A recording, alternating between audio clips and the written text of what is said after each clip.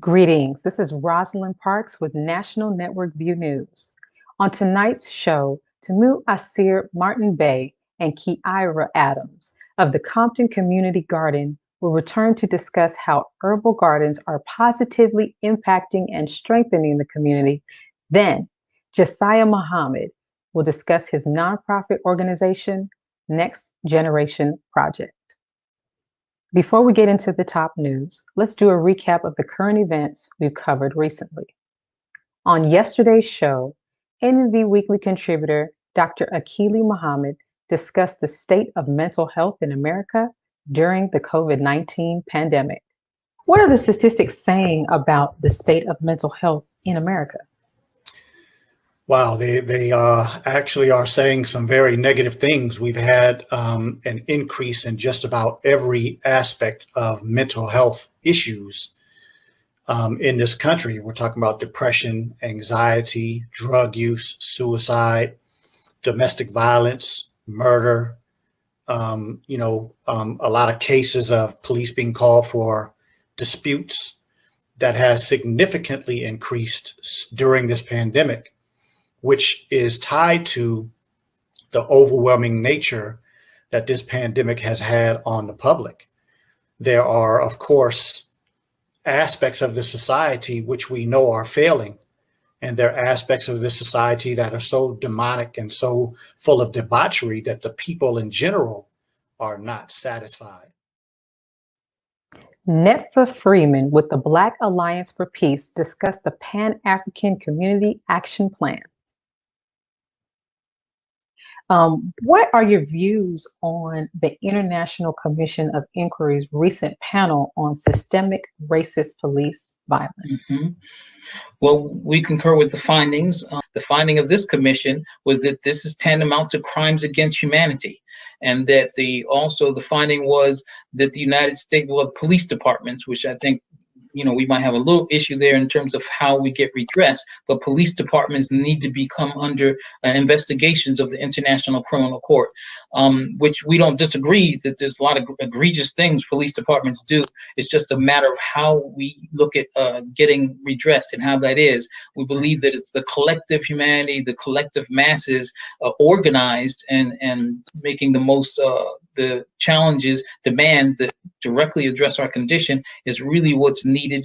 I think these bodies, while it's very good and it exposes things and gives us political education around and gives us rallying points for campaigns, I don't know how much power they would have to actually, enforce anything. Doris Martin with the Man Up program shares how the program is connecting with the Black youth, exposing youth to positive role models, and teaching life skills and strategies for success. Now, what are some other topics that you cover in your mentorship program? I know you said we're working to give them a different idea of what a Black man is supposed to do and be. What are some of the other things that you might touch on with these young men? Well, knowledge itself is number one. Sometimes that entails a lot of things. So some of the 6, 7, 8, 9-year-old boys that's in the group, we teach them how to keep their pants up, how to iron their pants, how to look men in the eye when they're shaking their hands, how to open the doors for their mother. We're going all the way back to the basics with the young brothers. This has been missing in their household. This has been missing in their community. They don't identify with it.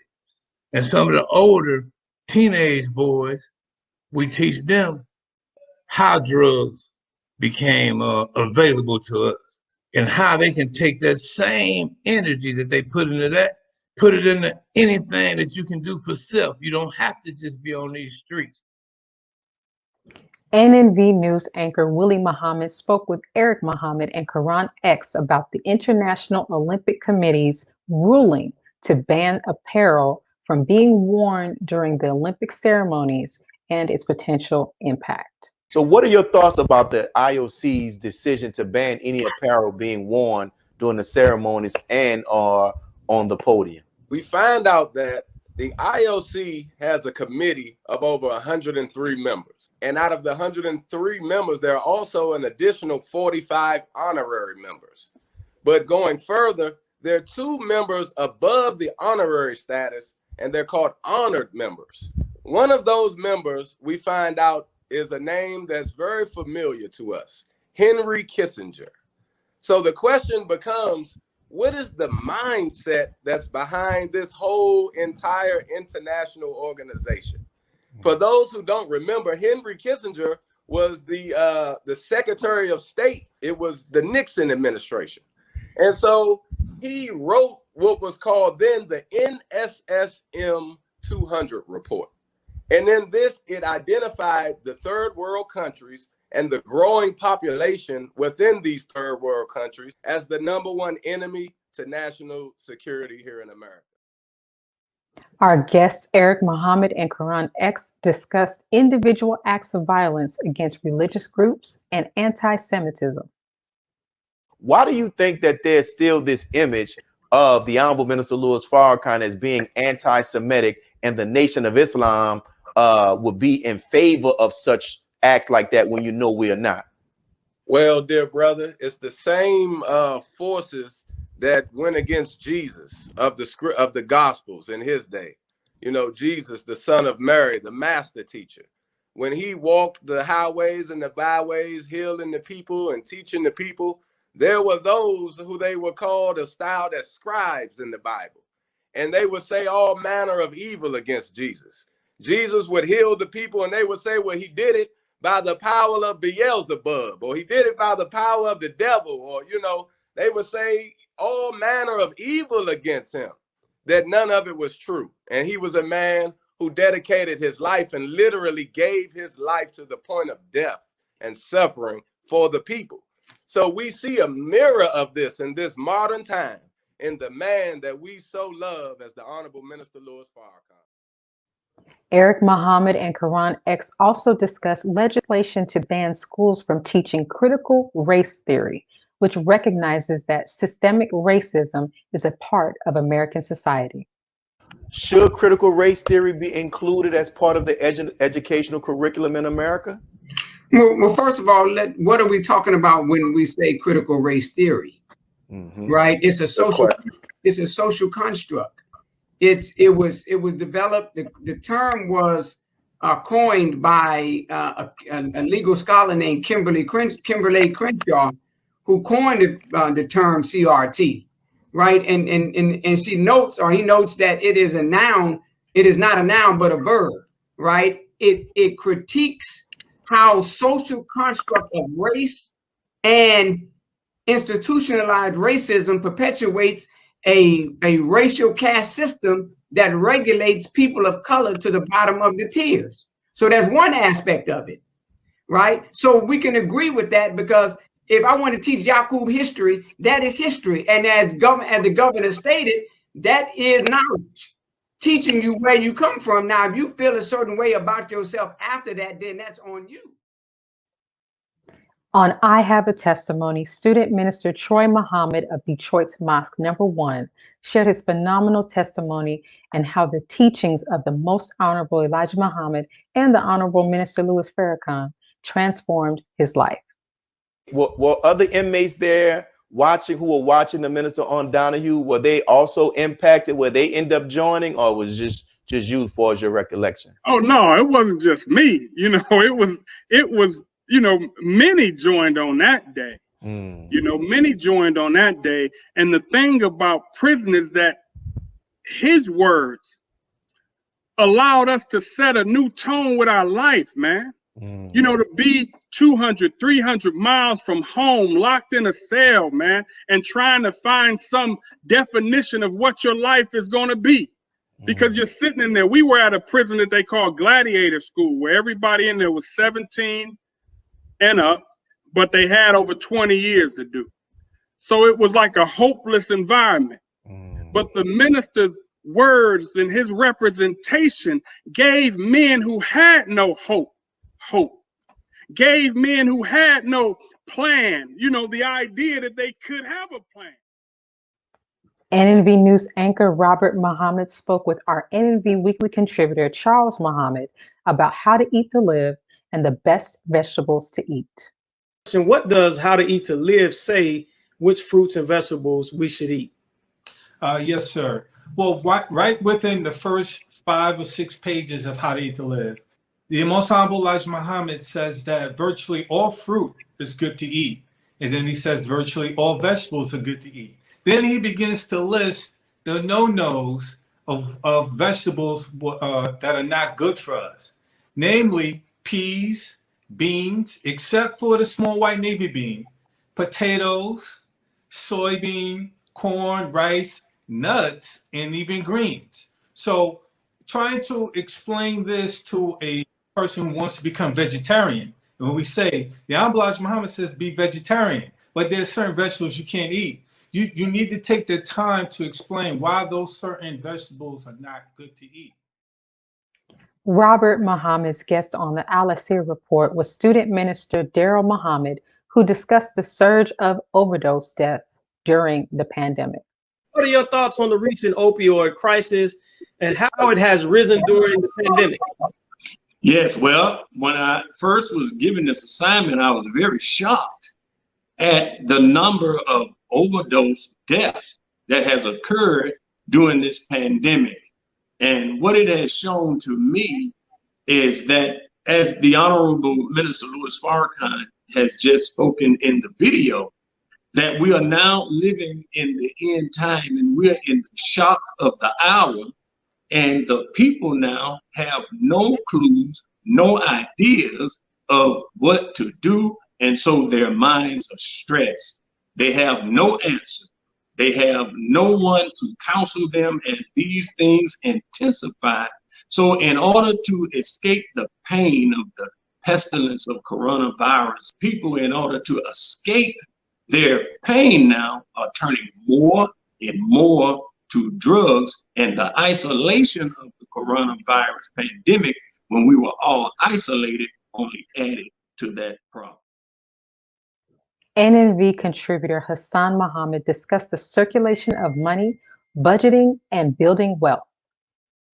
Where do I get started making my own budget? Pen and paper is the age-old method to budgeting, doing and putting it down on a piece of paper. So it can be just that simple: rent, mortgage, insurance, groceries, these things that we purchase daily, weekly, or monthly.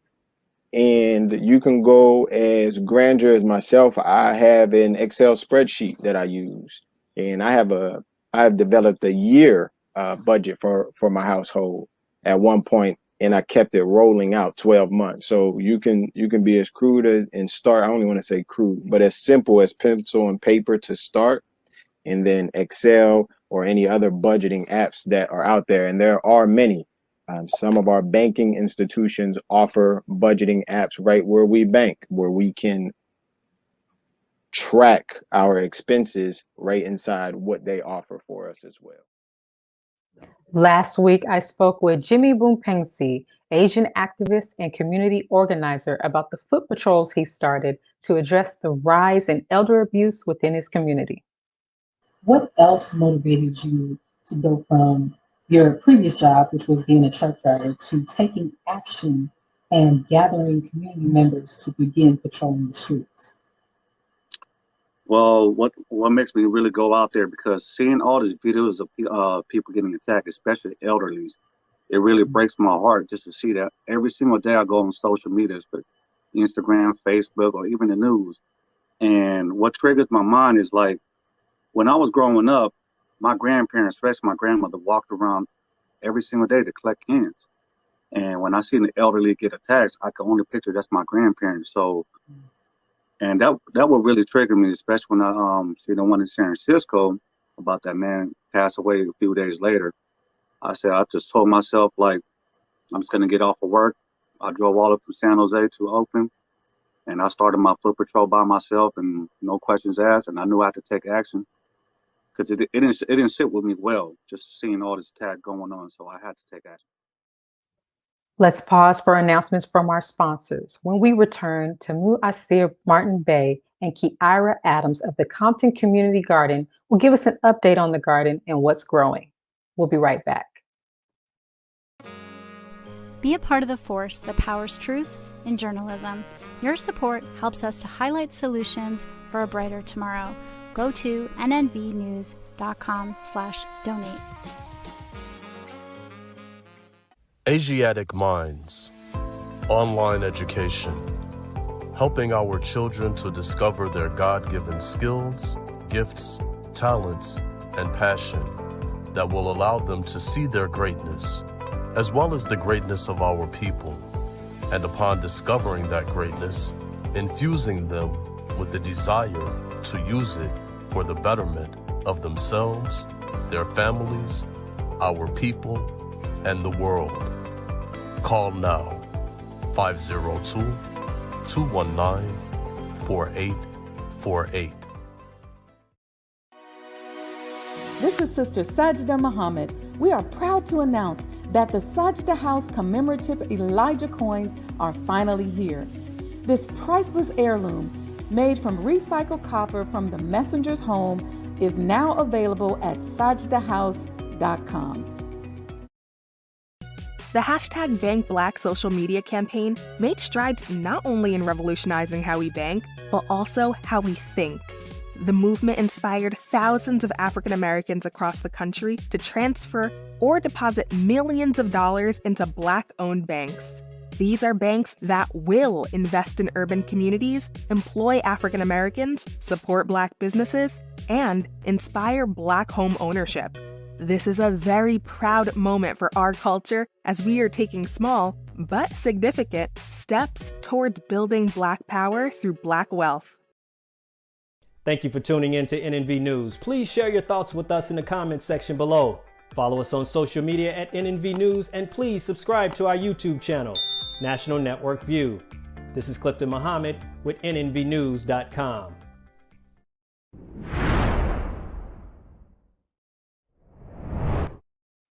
Herbal gardens provide a variety of plants that are nutrient-rich, help us sustain good health, and positively impact and strengthen the community. We are Holistic Divine Innovations. Our mission is to show innovative, holistic ways of living by teaching self-sustainability through gardening and agriculture, herbalism, and maintaining one's connection to nature. In this global pandemic, we fed hundreds of families by partnering with the Compton Community Garden and by building a community garden in Ridgecrest, California. As we progress, many people wonder, what's next?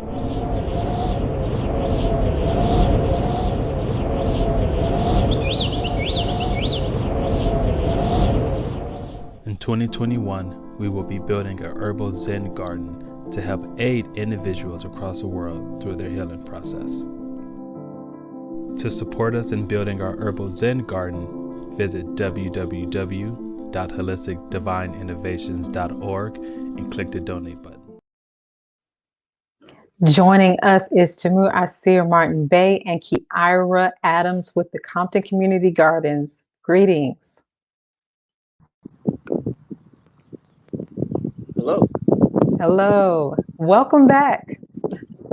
I'm in trouble hearing you. We were hearing you up until right now. Oh, welcome back. We are eager to get an update on the gardens. How are you all?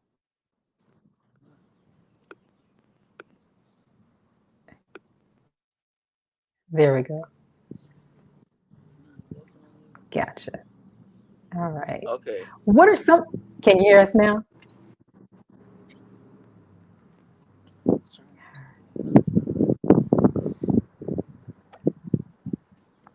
There we go. All right, I got you. We're tuned in. Okay. Perfect. Okay. Perfect. Yeah, we were hearing perfectly fine up until this video started. Okay. We're welcome back, and we're eager to get an update on how the gardens are doing. So, what are some of the products that the Compton Community Garden offers?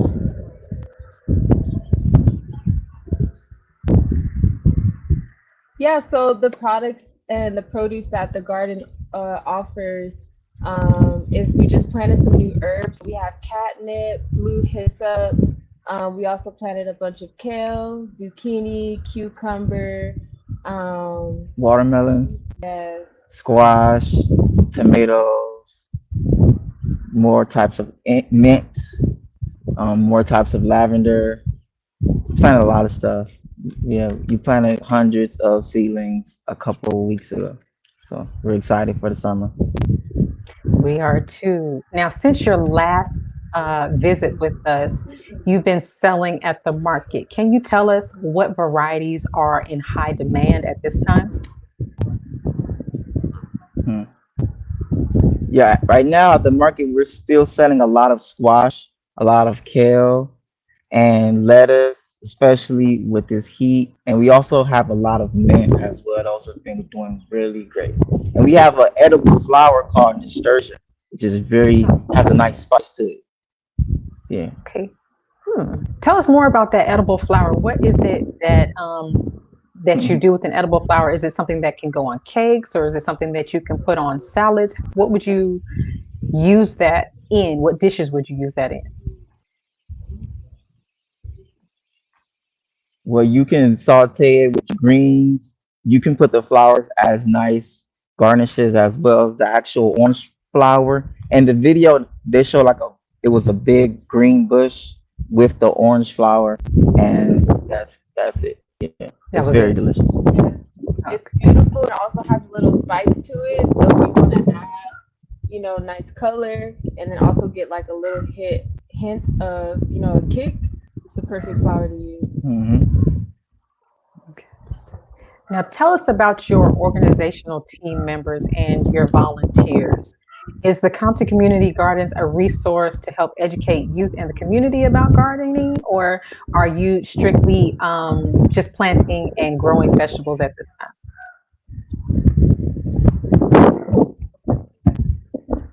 Yes, so the Compton Community Garden has really expanded and again revolutionized the way that community gardens are ran. So not only do we plant food and provide organic fresh produce for the community, however, we are also a platform and a resource for people to learn about gardening. So we have our mentor, Dr. Ross, who teaches annual organic gardening classes. We transcribed all of his classes and actually turned it into a textbook. So that textbook is offered on our website, where people anywhere in the world can learn how to take care of the soil, how to compost, how to create seedlings, the whole spectrum of gardening. Yeah. Along. And we also created a show called Hood and Healthy, where we filmed it in the garden. So to bring the viewers to a healthier life through self-assessment and self-awareness, and then learning the foundations of food, because we come from a culinary arts background. We have a catering company as well that we work with the Compton Community Garden. So we also provide fine dining, high quality food to our community. And we created a show based upon our mini cookbooks and our 15 years of experience of just how to step by step eat healthier, how you can incorporate leafy greens into your daily eating, how you can replace sometimes meat with vegetables, how you can begin to make different smoothies and different beverages. So we can just take conscious, clear steps towards eating healthier. And that's what we specialize in at the garden. And we also have a lot of online classes as well. And we also, like she was saying, we turn it into a platform so that way other people who want to do educational programs can come to the garden. We facilitated a class on fibroids, a class on body scrubs and bath salts, and just different classes. That way we can use this space as best as possible, especially now where many people don't want to necessarily come out. They want to be able to get the information from a safe distance. That's right. Now, on your show, are you cooking or using the vegetables that are coming from your very own garden? Yes, we use some vegetables from the garden, and then we also show how we can simplify eating, incorporate fruits, kind of how you just showed earlier of like the do's and the don'ts. So we can just show people just step by step, simple, practical ways in eating healthier. But we definitely maximize and specialize in showing how you can grow food yourself and you can eat food. You can learn how to eat the food you grow from chefs and from master gardeners. And we want to bring it full circle. And that's what it's all about, really being self-sustainable. And what are some of the benefits that we can get from the medicinal flowers that you grow? Yeah, so some of the benefits you can receive from like the recent plant that we started growing is hyssop. So that's actually very good for the respiratory system. And as we know, one of the ailments that we're dealing with currently does target the respiratory system. So it's good to have hyssop, marshmallow root, which is also very good for clearing out your lungs, the respiratory system.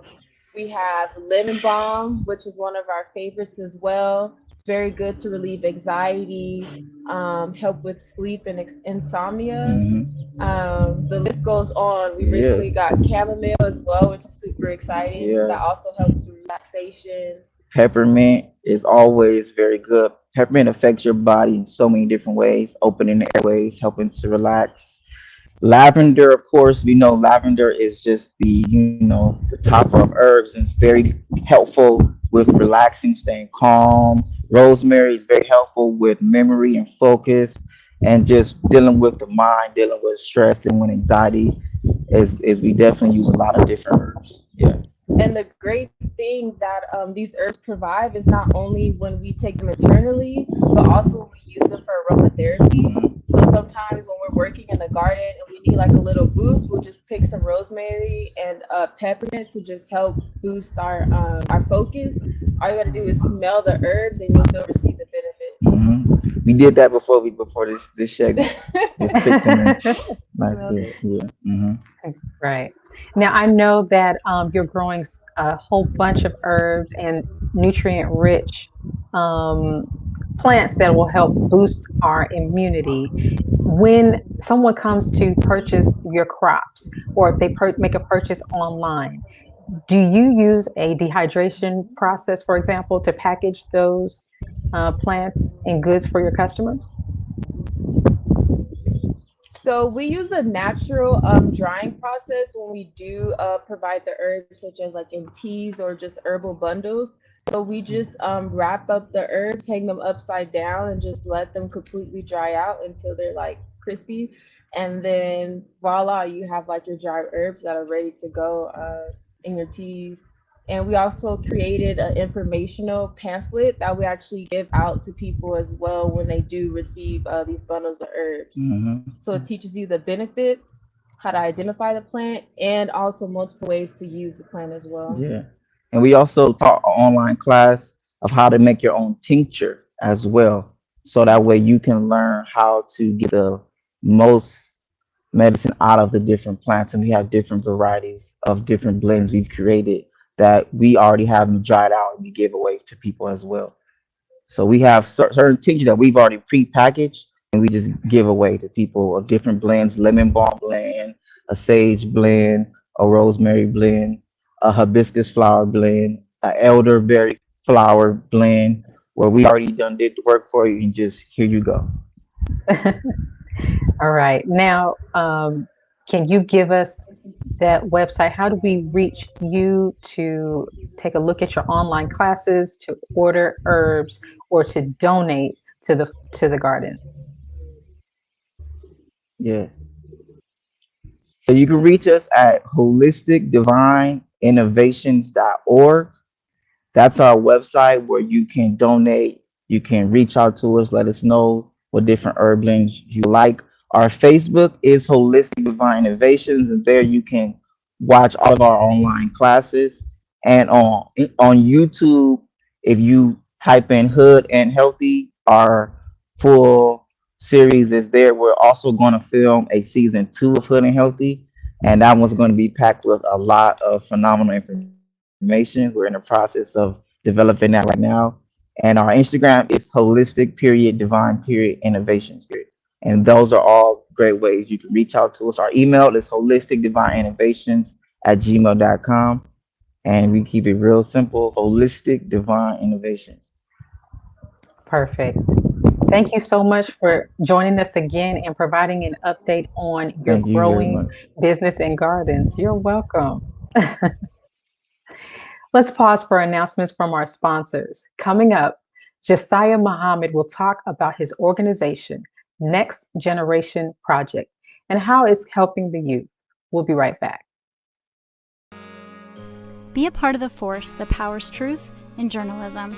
Go to nnvnews.com/donate.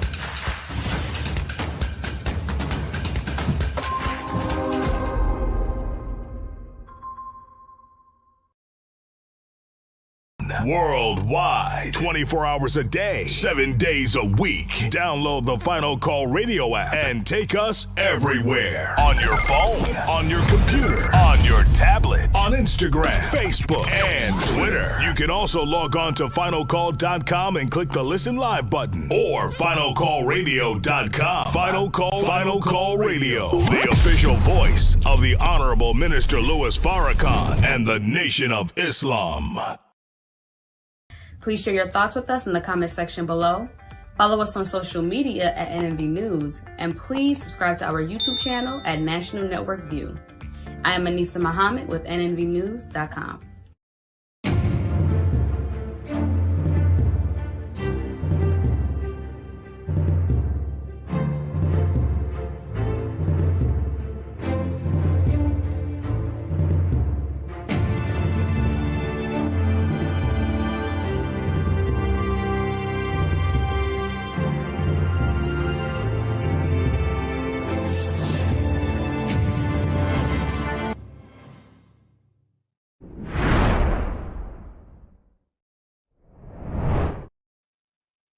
Mentoring programs address the social, emotional, academic, and cultural needs of the youth, especially Black boys, and help to shape the next generation. Joining us to speak more about this and his program is Jessiah Muhammad. Greetings, sir. Assalamu alaikum. In the name of Allah, the Beneficent, the Most Merciful. I just want to first thank you for allowing me to be on the show. Truly, it's an honor. Yes, sir. Just to go jump straight into it, just to give you a little history about Next Generation Project. I co-founded this alongside my brothers. It's 4 of us in total. We met with the mayor in the city of Newark, New Jersey, and we kind of talked about some of the issues that was plaguing young men. And in all honesty, our first interaction, we weren't solid on the idea of doing a mentoring program. Because we were very young. I was like 18. I was fresh out of high school. My oldest brother was 22. And we kind of just said, why not us? And from that moment on, we kind of pushed. And let me more say, we kind of looked at the needs of our people. There's a lot of circumstances that our young people are going through. And just to share with you some numbers, the U.S. Bureau of Census reported that in 2019, approximately 12 million children live in poverty. Poverty is one of the most biggest issues when it comes to our youth. And even beyond that, because our work is more focused and centered in the school system, we had to kind of look at the stats of what was happening in the school system. One of the main issues is chronic absenteeism. You know, from the grades K through 3rd, out of a class of 18,000 in the city of Newark, Advocates of New Jersey reported that 4,000 young people are chronically absent. In high school, they did the same report, and 52% of young people are chronically absent in high school. And some of the issues that we found out were, of course, you see students with special needs who constantly come late to school, students with children, students need jobs, students without parents, and students who are off track from graduating. I'm saying all these circumstances to really get you to understand that when it comes to mentoring, it's not so much as you saying you have a mentoring program, you saying that like a spotlight. you have to really look into like the needs of the people. And since our work was really, it's geared in the city of Newark, but we do work with surrounding areas as well. We had to really address, like, how can next generation address these issues, and what is the attraction power of Next Generation Project? When we kind of like just looked at us and what made us different in comparison to other organizations, we're young. And I think that was the highest attraction power. And we come with the teachings, but we spin it. Because the reality is that, we can't just go straight into, oh man, you got this, that, and the third. You got it, black man. And, because the reality is they don't even see themselves as that. They don't see themselves, they're dealing with bad role models. There are over 1.7 million black men missing. And these 1.7 million black men are incarcerated in the prison system. So, as much as we say that all black men are in prison, that's not the reality. Some of us are out here in the community, in the streets, but we're not role models for our young men. So those are kind of the things that we not only see, we just step up. We mentor in the middle schools and the high school students, and how we do it depends on how the principals want us. We come up with our curriculum is really simple, to be honest with you. It's not one of those. It's activity based. If it's younger kids, for the older kids, I think they enjoy more conversation. And I don't want to say it's raw, but it's real. It's very real, because even like I had 8th grader. Actually, was he in 7th or 8th grader who had a child in the next few months. So we're dealing with young people that are exposed to so much. So our curriculum is geared on really simple things, but simple things that's expressed in a way to for them to get common sense. Let me better say it like this. All 4 of us had our father in our lives. We come from a stable household. So from 1 year old to 18 years, I had a condensed father figure, life lessons that was imbued into me. These guys don't have it at all. I remember one time I asked my students out of a class of 12 who has their father figure in their lives. And out of a class of 12, only 2 kids raised their hands. So I'm saying all that to say that they're not getting the masculine energy that promotes positivity. They're getting, their role models or what they see on the music videos, these rappers, street guys too, to a sense. So we have to attack popular culture, and really we have such great results. We have such great results because not only do we teach them, not only do we spend time with them, not only do we, if they need money, we help them out. On the school system side, we take them to trips, we work with the principal. And we get contracts too. Right. We get contracts. Now, I want to ask you, oh, you're fine. I want to ask you, you did talk about how the program started. You also gave us quite a bit of information about the numbers that helped influence why you and your brothers started this program. You service a number of needs, and you mentioned some of those needs already. One of the things that I took a look at, and of course I went to your website, was the fact that you have an educational program. What qualifications need to be met in order to take advantage of this program? Well, is that on the, are you talking about on the mentor side or the student side?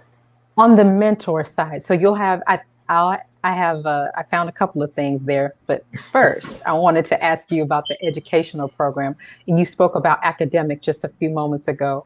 You did also mention that you mentor the high school and middle school students. So for the educational program, what does that look like? Is there a set of criteria that the students need to meet in order to take advantage of your program? How are the children selected?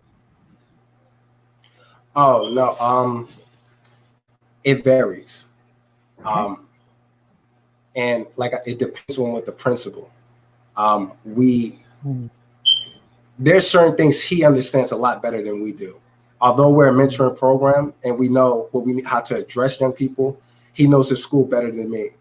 Case point example, for George Washington Carver, those students were selected.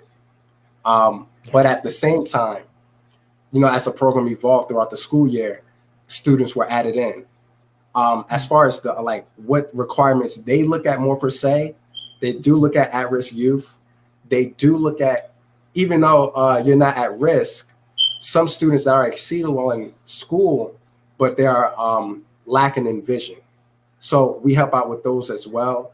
And yeah, it varies. I'm not going to say it's a specific group, but it can be. It definitely can be. I know for Weequahic High School, yes. Yeah, it sounds like the schools kind of identify the students that would be good candidates for your program and then recommend that they take advantage of it, and then you mentor from there. Is that a good? Perfect. Okay. Yes, ma'am. Okay. Now, with your mentoring program, you were getting ready to tell me about a certain situation that you have. I wanted to ask you as well, is there was a positive or life-changing experience that one of your mentees had on you? Oh man, it's so many. For one thing, I had, they're all positive because they're learning experiences for me, and positive in a way that makes me not question why I do this, but fuel it. And at the same time, to like those positive results who like get accepted to high school. I mean, not get accepted to high school, get accepted to college or on the basketball team. Those are definitely positive. But it's the ones that I guess who don't believe in themselves in the beginning, who through the time with us see something like get sparked and now like are on that path. And, you know, because the reality, let me also say the reality is we offer it. We give it to them. And it doesn't necessarily mean that this person is good, is going to go on track to be an ultimate success story, because they may have, let's say the class time is 2 hours. They get 2 hours a week with us, 2 hours a day, 2 hours, 4 hours a week, 4, 8, 12, 16 hours a month. There's 24 hours in the day. So out that one day, they only spend 2 hours with me. So those other 22 hours, they go back into the same environment. So we have to be realistic that they are going to go back into a world, but you know, in the Quran, it says Allah manifests whatever's in your heart. So our aim is to put something in their heart that when their time comes, it get manifested, because life is the biggest situation. It's the biggest teacher. And I'm saying that to say that our Black young men, not only are they going through so much, but you know, the messenger says, how does it go? Who's at fault, the potter or clay? If I said it correctly. You did. And when you look at the mindset of where they're at now, like, you know, I had one young person who just called me like last week who had a mental breakdown. And, you know, I gave him some encouraging words to get him back on track. And, you know, at the end of the call, he was very thankful to me. But he was a part of like one of the first groups that I mentored with, because the reality is they go back into a world that just takes so much from them. So our curriculum and like what we teach is just a reinforcement of the teachings. Case in point, one of the classes we taught was just truth against falsehood. What does it mean to be a truthful person? What does it mean to be a false? What does it mean to be a person in falsehood? Just those simple concepts that if we can just expand on their minds, that it just sinks and marinates. I remember one time that, you know, I had a group of my class students out, and I was talking to them about like Egypt, and I said, man, Jesus is a Black man. And one of the kids looked up at me. He was like, what? Jesus, a Black man? I said, yeah, man. And then when I came back Thursday, he was like, yo, man, I'm still stuck on what you said Tuesday, man. You said Jesus is a Black man, because that's a reinforcement that not only, because in their mindset, they understand that Jesus is the Son of God. So if you see him as a Black man, you seeing God as a Black man. You see God as yourself. And that's right. We have to really just examine, you know, we talk about it. We do. We talk about it in the teachings a lot. But do we really get into the mud of how, like, of what the condition of our young people are in? And it is dangerous. I won't lie to you. It is dangerous. some of my mentors are in the streets, they're in the gangs. But like I said, the word is so truthful, the word is so good for them that it just resonates with their spirit, that over time, they get to love us. It really love, man. Honestly, they are saying to me, no problem. I love you, brother. I love you, big bro. They say I love that N-word. But it's cool though. Yeah. It's very well, cool. you can tell just by the enthusiasm that you have in speaking about the program and speaking about the mentees, that this is such a wonderful thing to have in the schools, and the schools are greatly benefiting from just you and your brother's idea to do for self and take charge of the youth in the community and to service them and provide the masculine energy that we very so much need in today's climate. So thank you. And thank you for joining us today. I want to make sure that we have you back so we can get an update on the program. Can you let us know what that website is so that we can donate time, money, goods, things that you need? And trust and believe, I promise you, if God willing, that next time I come back on the show, if you already said you'll have me back, I will have some news for you. Okay. I have so much news for you. Our website is nextgenerationprojectnj.org. You can visit us on Instagram, same name, Next Generation Project NJ. Thank you once again, and truly it was an honor. Thank you. All right. Thank you for joining us today and tuning into National Network View News. Please share your thoughts with us in the comment section below. Follow us on social media at NNV News, and please subscribe to our YouTube channel, NNV News. This is Rosalind Parks for National Network View News. Good night. Be a part of the force that powers truth in journalism. Go to nnvnews.com/donate.